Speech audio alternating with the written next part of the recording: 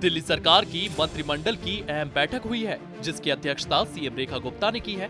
बैठक के बाद सीएम रेखा गुप्ता ने एक अहम प्रेस वार्ता भी की।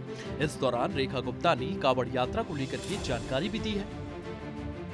हम सब जानते हैं कि सावन माह में कांवड़ यात्री जाते भी हैं और उसके बाद में वापस आते हैं, और ये इतना बड़ा एक धार्मिक उत्सव रहता है जिसके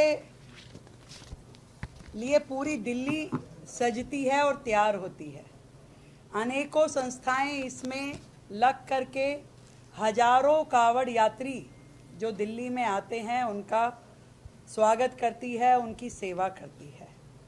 और मुझे खुशी है कि आज की हमने इस कैबिनेट में, जो हमारी आज कैबिनेट थी, उसमें एक ऐतिहासिक फैसला लिया है। सीएम रेखा गुप्ता ने पूर्व की आम आदमी पार्टी सरकार पर जमकर हमला बोला है। कहा है कि पिछली सरकारों ने दिल्ली को भ्रष्टाचार का अड्डा बना लिया था।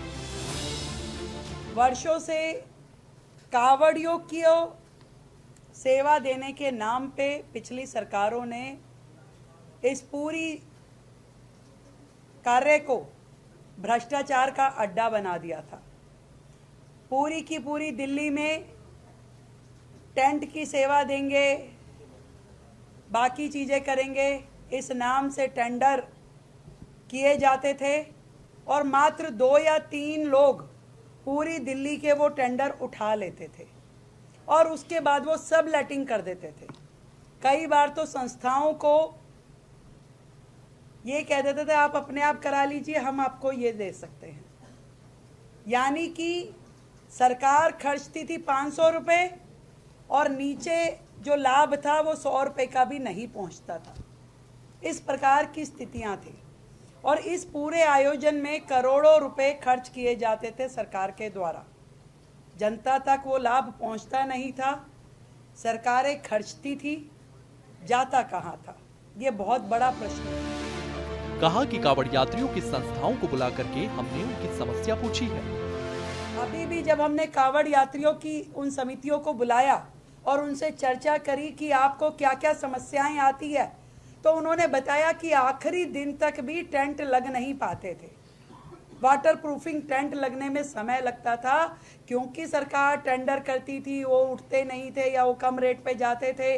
और पूरे उस प्रोसेस में जो कांवड़ समितियां होती थी वो इंतज़ार करती रहती थी कि कब हमें ठेकेदार अलॉट होगा, कब हमारा काम शुरू होगा, कब ख़त्म होगा। और इस सारे के सारे प्रकरण में वो लोग इतना हैरेस हो जाते थे कि सरकार की जो कांवड़ में दी हुई सहायता भी उनके लिए शून्य हो जाती थी।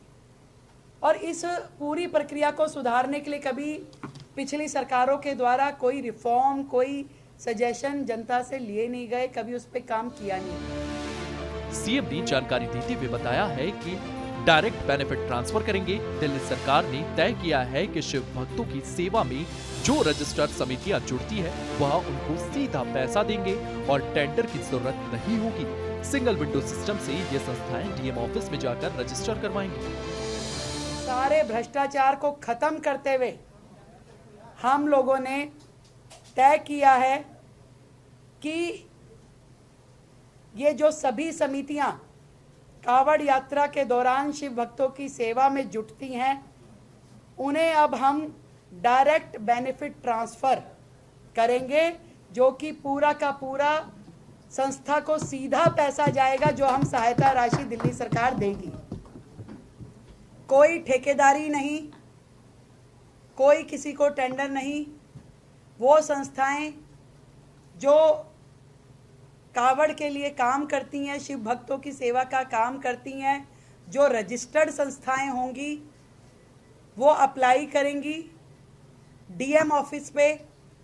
और वहीं से दूसरी चीज़ जो हमने की है, सिंगल विंडो सिस्टम, यानी कि जो अलग अलग परमिशंस लेने के लिए उनको यहाँ वहाँ दौड़ना पड़ता था, अब सीधा सीधा आपको एक ही जगह पे हमारे सभी 11 डीएम ऑफिसेज में सभी प्रकार की नो ऑब्जेक्शन परमिशन आपको वहीं की वहीं मात्र 72 घंटे के अंतराल पे मिलेगी।